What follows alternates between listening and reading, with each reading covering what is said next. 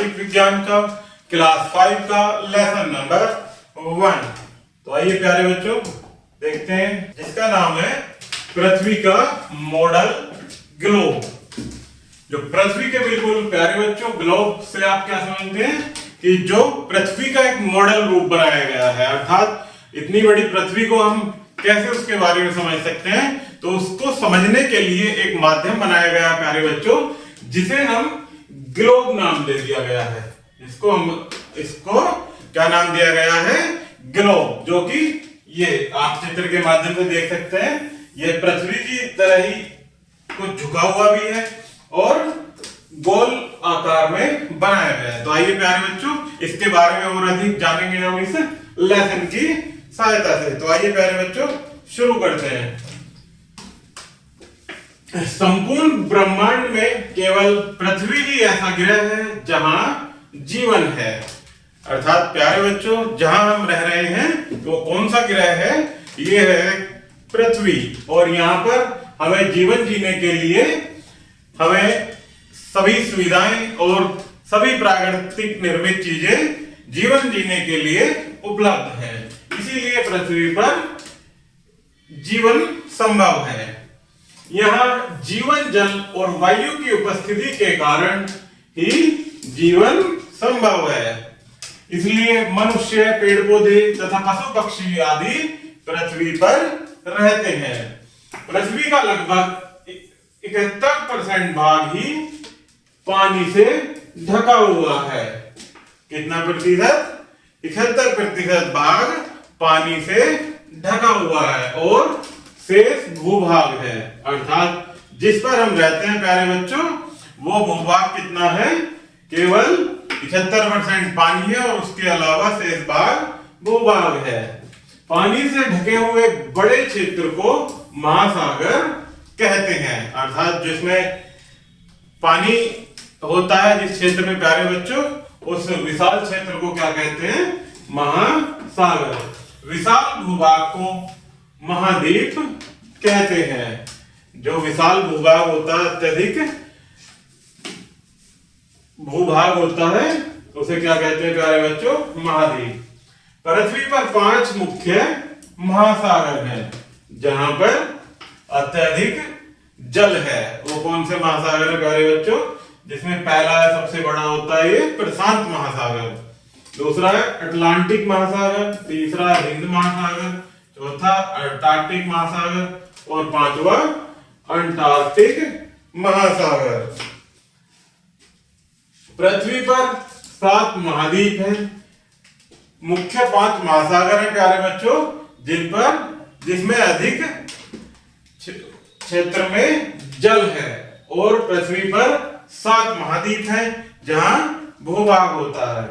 तो उसमें पहला महाद्वीप है एशिया महाद्वीप, second Africa, third Australia, fourth Antarctica, 5 Europe, 6 उत्तरी अमेरिका और 7 दक्षिण अमेरिका। ये क्या है प्यारे बच्चों? हमारे 7 महाद्वीप हैं। एशिया सबसे बड़ा महाद्वीप तथा प्रशांत महासागर सबसे बड़ा महासागर है। एशिया सबसे बड़ा महाद्वीप और प्रशांत महासागर सबसे बड़ा महासागर है। विशाल भूभागों अर्थात महाद्वीप की सतह सभी स्थानों पर एक समान नहीं है। इस पर कहीं मैदान, कहीं पहाड़ियां, कहीं पठार, कहीं मरुस्थल और कहीं पर्वत श्रृंखलाएं हैं। अर्थात जो भूभाग की सतह है प्यारे बच्चों, वो पृथ्वी पर एक समान नहीं है। क्योंकि आपने देखा होगा प्यारे बच्चों, कहीं मैदान है खाली, कहीं पहाड़ियां हैं, कहीं पर्वत हैं और कहीं पठार हैं। यहां तक कि समुद्री सतह पर भी मैदान, पठार तथा गड्ढे पाए जाते हैं। प्राचीन काल में लोगों का मत था कि पृथ्वी चपटी है तथा इसके किनारे हैं।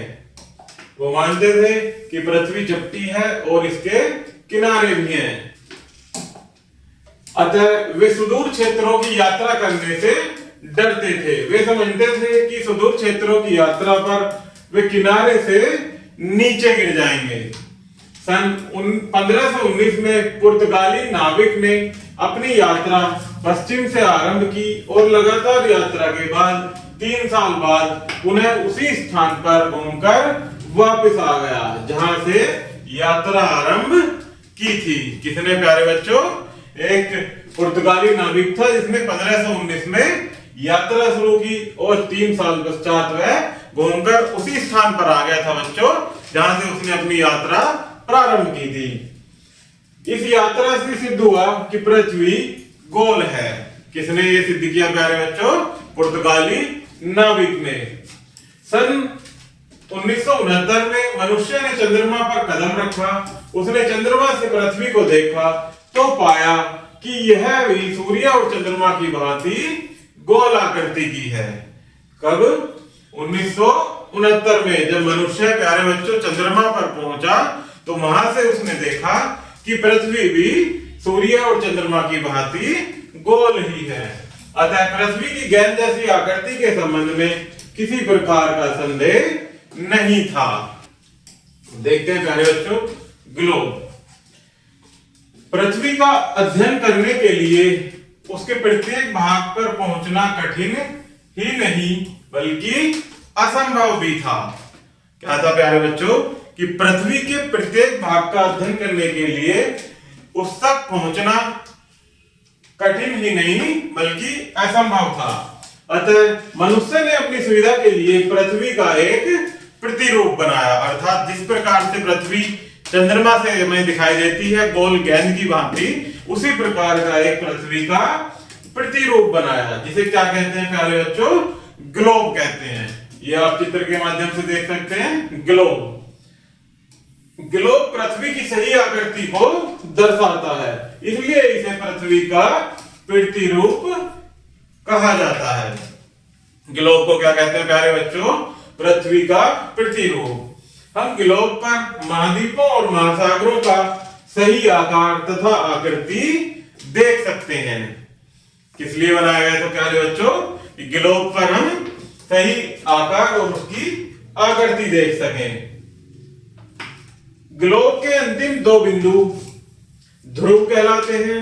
ग्लोब का ऊपरी बिंदु ये वाला प्यारे बच्चों आप इसमें देख सकते हैं चित्र के माध्यम से कि अंतिम बिंदु ये ध्रुव होते हैं यहाँ, और ऊपरी बिंदु को उत्तरी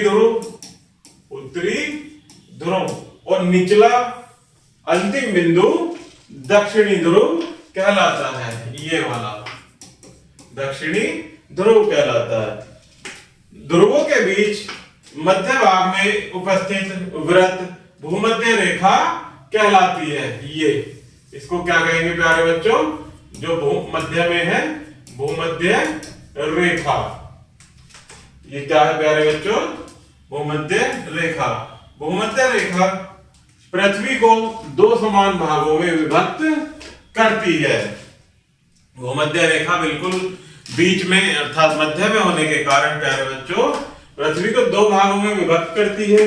इस प्रकार ऊपर का आधा भाग उत्तरी गोलार्ध कहलाता है तथा नीचे का आधा भाग दक्षिणी गोलार्ध कहलाता है। ये उत्तरी गोलार्ध और नीचे का दक्षिणी गोलार्ध, ऊपर का उत्तरी ध्रुव और नीचे का दक्षिणी ध्रुव।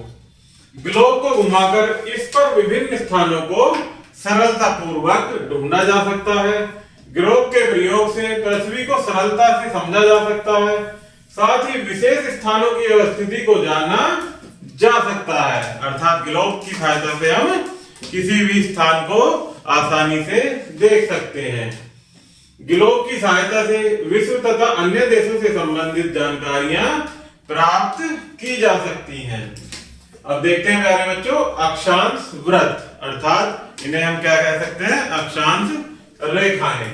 भूमध्य रेखा की तरह ग्लोब पर अनेक वृत्ताकार रेखाएं होती हैं। इस प्रकार से ये क्या होती है प्यारे बच्चों? वृत्ताकार रेखाएं। पूर्व से पश्चिम की ओर जाने वाली एक दूसरे के समांतर पूर्ण वृत्ताकार रेखाएं समांतर अक्षांश कहलाती हैं।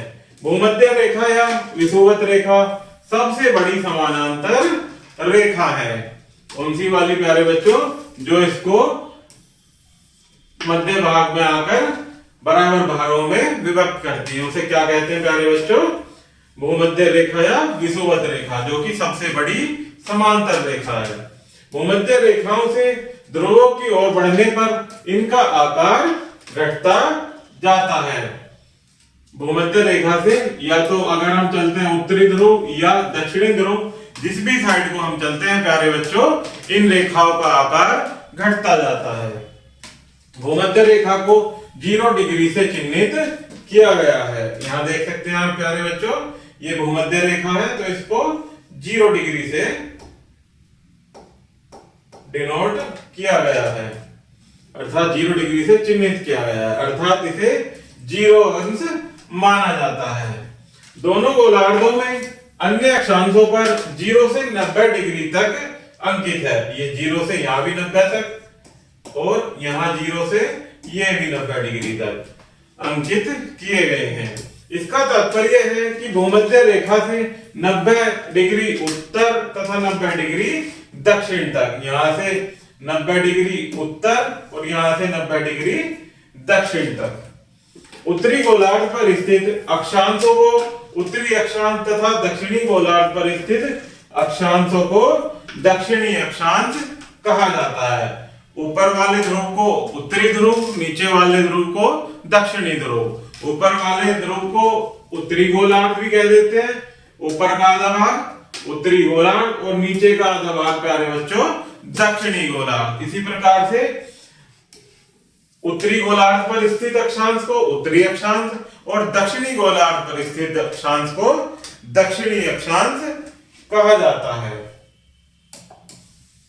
आगे देखते हैं प्यारे बच्चों, उदाहरण के माध्यम से इसको समझेंगे कि भूमध्य या विषुवत रेखा के ऊपर 40 डिग्री अक्षांश वृत्त को 40 डिग्री अक्षांश कहा जाएगा। जैसे ये है यहाँ पर उत्तरी अक्षांश पर 40 डिग्री अक्षांश वृत्त को 40 डिग्री उत्तरी अक्षांश कहा जाएगा। ठीक इसी प्रकार विषुवत वृत्त के दक्षिण के 40 डिग्री अक्षांश, ये वाला 40 डिग्री अक्षांश वृत्त को 40 डिग्री दक्षिणी अक्षांश कहा जाएगा। ऊपर वाले को 40 डिग्री उत्तरी अक्षांश और नीचे वाले को 40 डिग्री दक्षिणी अक्षांश। उत्तरी ध्रुव को 90 डिग्री उत्तरी से तथा दक्षिणी ध्रुव को 90 डिग्री दक्षिण से चिन्हित किया गया है। उत्तरी वाले को 90 डिग्री उत्तर से और दक्षिणी वाले को 90 डिग्री दक्षिण से चिन्हित किया गया है। कुछ विशेष समांतर रेखाएं भी होती हैं, इन्हें निम्नलिखित ढंग से नाम देकर चिन्हित किया जाता है। कुछ समांतर रेखाएं प्यारे बच्चों, उनको एक विशेष नाम दिया गया है अपनी सहायता के लिए। तो इसमें पहली होती है 23.5 डिग्री, 23 सही 1/2 उत्तरी अक्षांश रेखा को क्या नाम दिया गया है? कर्क रेखा, जो कि कहां होती है प्यारे बच्चों? यहां पर 23.5 डिग्री। ये क्या है प्यारे बच्चों? 23.5 डिग्री, इसे कहते हैं कर्क रेखा। इसी प्रकार से जो 23.5 डिग्री दक्षिण में होती है उसे क्या नाम दिया गया है प्यारे बच्चों? मकर रेखा। नेक्स्ट इसी प्रकार से 66.5 डिग्री उत्तरी, ये यहां पर प्यारे बच्चों 66.5 डिग्री उत्तरी, इसे क्या कहते हैं? आर्कटिक वृत्त। इसी प्रकार से 66.5 डिग्री दक्षिण में, यहां पर 66.5 डिग्री दक्षिण में, इसे क्या कहेंगे? अंटार्कटिक वृत्त। ऊपर वाले 66.5 डिग्री उत्तर को आर्कटिक वृत्त और नीचे वाले 66.5 डिग्री दक्षिण को अंटार्कटिक वृत्त। तो ये कुछ विशेष नाम दिए गए हैं प्यारे बच्चों, आप इनको याद भी रखेंगे। देशांतर रेखा या देशांतर अर्धवृत्त। ग्लोब पर कुछ अन्य प्रकार की रेखाएं भी होती हैं। रेखाओं का यह समूह अर्धवृत्ताकार होता है। ये रेखाएं उत्तरी तथा दक्षिण ध्रुवों पर आपस में मिलती हैं। इन सभी की लंबाई समान होती है तथा इनकी कुल संख्या 360 है। ये मध्याह्न रेखाएं कहलाती हैं। क्या कौन सी रेखाएं कहलाती हैं प्यारे बच्चों? मध्याह्न रेखाएं। ग्रीनविच वेधशाला यूनाइटेड किंगडम के निकट, जो कि कहां है प्यारे बच्चों? लंदन में। ग्रीनविच रेखा कौन सी है? जो कि लंदन में है। लंदन से होकर जाने वाली मध्याह्न रेखा 0 डिग्री से चिन्हित होती है। ये वाली किससे चिन्हित होती है प्यारे बच्चों? 0 डिग्री रेखा से। यह प्राथमिक मध्याह्न रेखा कहलाती है। क्या कहलाती है? प्राथमिक मध्याह्न रेखा। इसे भी भूमध्य रेखा के समान 0 डिग्री माना जाता है। क्या माना जाता है? भूमध्य रेखा के समान 0 डिग्री माना जाता है। देशांतर रेखाएं प्रथम मध्याह्न रेखा के पूर्व और पश्चिम में होती हैं। कहां होती है प्यारे बच्चों? देशांतर रेखाएं प्रथम मध्याह्न रेखा के पूर्व और पश्चिम में होती हैं। अतः देशांतर रेखाओं की संख्या के सामने पूर्व या पश्चिम लिखना आवश्यक होता है। ये पृथ्वी को 2 समान भागों में विभक्त करती हैं। इन भागों को पूर्वी गोलार्ध तथा पश्चिमी गोलार्ध कहा जाता है। ये पृथ्वी को 2 भागों में प्यारे बच्चों विभक्त करती है, तो उसी कारण इन्हें क्या कहा जाता है? पूर्वी गोलार्ध तथा पश्चिमी गोलार्ध। प्राथमिक मध्याह्न रेखा के पश्चिम और पूर्व दोनों ओर देखने पर ज्ञात होता है कि एक के अंश के अंतर पर 180 डिग्री पश्चिम तथा 180 डिग्री पूर्वी देशांतर रेखाएं बनी हैं।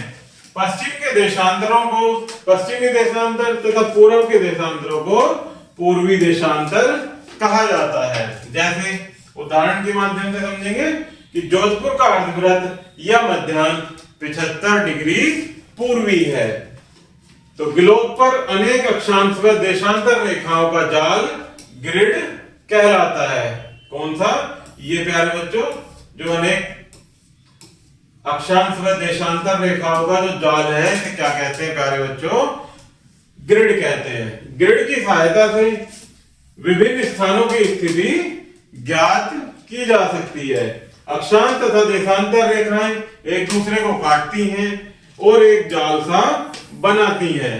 किसी स्थान की अवस्थिति ज्ञात करने में ग्रिड की सहायता ली जा सकती है। आगे देखते हैं प्यारे बच्चों स्थानों की अवस्थिति। उपयुक्त अक्षांश वृत्त तथा देशांतर अर्धवृत्त के माध्यम से आप इनकी स्थिति को समझ सकते हैं। जैसे उपयुक्त अक्षांश वृत्त और देशांतर अर्धवृत्त। तो इसमें प्यारे बच्चों आगे कुछ मुख्य बिंदु दिए गए हैं, इन्हें हम पढ़ेंगे और आप इनको याद भी रखेंगे। पहला है पृथ्वी पर बड़े बड़े महाद्वीप और महासागर हैं। विशाल भूभाग को महाद्वीप कहते हैं और विशाल जल वाले स्थान को क्या कहते हैं प्यारे बच्चों? महासागर कहते हैं।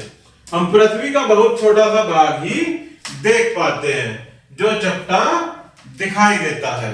नेक्स्ट है ग्लोब पृथ्वी का नमूना अथवा प्रतिरूप है। क्योंकि ग्लोब किस प्रकार से बना प्यारे बच्चों? बिल्कुल पृथ्वी की तरह से, इसलिए उसे क्या कहा जाता है? पृथ्वी का प्रतिरूप। पूर्ण वृत्त पूर्व से पश्चिम अक्षांश का समांतर है। नेक्स्ट है अर्धवृत्त उत्तर से दक्षिण देशांतर है। अक्षांश तथा देशांतर रेखाएं एक दूसरे को समकोण पर अर्थात 90 डिग्री पर काटती हैं और एक जाल या ग्रिड बनाती हैं। जो अक्षांश और देशांतर रेखाएं मिलकर क्या बनाती हैं प्यारे बच्चों? एक जाल बनाती हैं। तो इस प्रकार से प्यारे बच्चों ये हमारा पृथ्वी का प्रतिरूप के रूप में हमने ग्लोब से संबंधित ये लेसन पढ़ा। तो आशा करता हूं कि यह वीडियो आपको जरूर पसंद आई होगी। धन्यवाद।